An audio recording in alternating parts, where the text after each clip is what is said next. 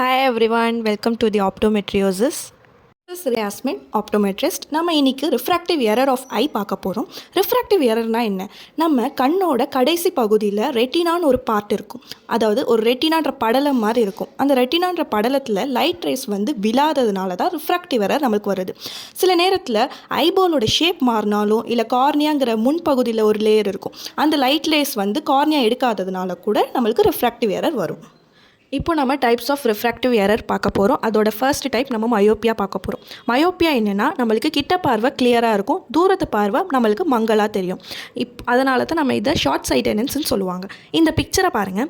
Light race நம்ம கண் வழியாக போயிட்டு அந்த ரெட்டினான்ற படலத்தில் விழாமல் அதுக்கு முன்னாடி விழுவுது. அதனால தான் நம்மளுக்கு மயோப்பியாங்கிற ரிஃப்ராக்டிவ் எரர் வருது. இதோட காசஸ் பார்த்திங்கன்னா ஐபாலோட ஷேப் கொஞ்சம் பெருசாக இருக்கும். அப்புறம் முன்பகுதியில் இருக்க கார்னியா கர்வ் அதிகமாக இருக்கும். அண்ட் இதோட சிம்டம்ஸ் பார்த்திங்கன்னா நம்மளுக்கு தூரத்து பார்வை மங்கலாக தெரியும், நம்மளுக்கு மாறுக்கண் வரும், அப்புறம் ஹெட்டேக் அண்ட் ஐ ஸ்ட்ரெயின். நமக்கு இதோட கரெக்ஷன்ஸ் என்னென்னா கான்கேவ் லென்ஸ் தான். இந்த லென்ஸை தான் நம்மளுக்கு ஸ்பெக்ஸில் நம்மளுக்கு கொடுப்பாங்க, இல்லைனா காண்டாக்ட் லென்ஸில் நம்மளுக்கு கான்கேவ் லென்ஸ் தான் கொடுப்பாங்க.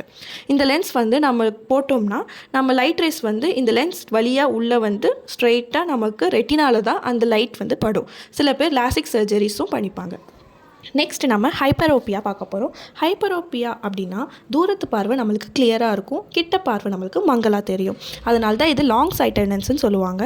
இப்போது இந்த இமேஜை பாருங்கள். லைட் ரேஸ் நம்ம கண் வழியாக போய் ரெட்டினான்ற படலத்தில் விழாமல் பின்னாடி விழுந்திருக்கிறதுனால தான் நம்மளுக்கு ஹைப்பரோப்பியாங்கிற ரிஃப்ராக்டிவ் எரர் வருது. இதோட காசஸ் பார்த்திங்கன்னா ஐபாலோட ஷேப் சின்னதாகிடும், கார்னியா ஃப்ளாட்டாக மாறிடும். இதோட சிம்டம்ஸ் பார்த்திங்கன்னா நம்மளுக்கு ஹெட்டேக் இருக்கும், ஐ ஸ்ட்ரெயின் இருக்கும், கிட்ட படிக்க கஷ்டமாக இருக்கும். அண்ட் கரெக்ஷன் கான்வெக்ஸ் லென்ஸ் தான். இந்த லென்ஸ் தான் ஸ்பெக்டகல்ஸ்லையும் இல்லை காண்டாக்ட் லென்ஸ்லையும் யூஸ் பண்ணுவாங்க. Next astigmatism. இதுதான் last type of refractive error. இந்த அஸ்டிக்மெட்டிசம் என்னென்னா நம்ம கார்னியா ஆர் லென்ஸுங்கிற பார்ட் நார்மல் சைஸில் இல்லாமல் இர்ரெகுலராக மாறி இருக்கும்.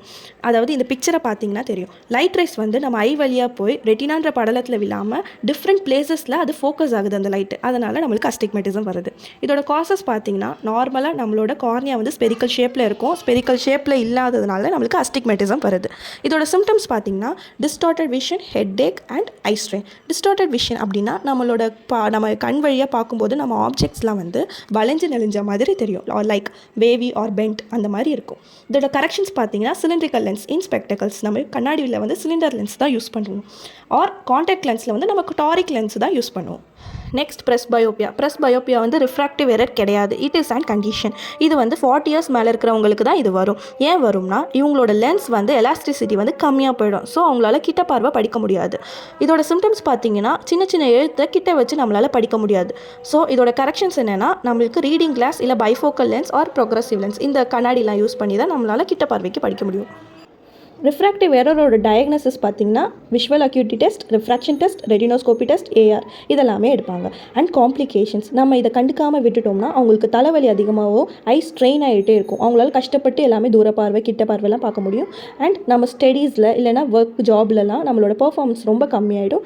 அண்ட் ஆம்பிளியோப்பியாங்கிறது லேசி ஐன்னு சொல்லுவாங்க. நம்ம பார்வை ரொம்ப மங்கலாக தெரியும், இல்லை டபுளாக தெரியும். இதோட மேனேஜ்மெண்ட் என்னென்னா, அதாவது இதோட ட்ரீட்மெண்ட் என்னென்னா ஸ்பெக்ஸ் யூஸ் பண்ணுறது or contact lens or refractive surgeries, அதாவது லாசிக், பிஆர்கே, ஸ்மைலிங்கிற சர்ஜரிஸ் பண்ணி நம்ம ஸ்பெக்ஸ் அண்ட் காண்டாக்ட் லென்ஸை பெர்மனெண்ட்டாக ரிமூவ் பண்ணிடலாம்.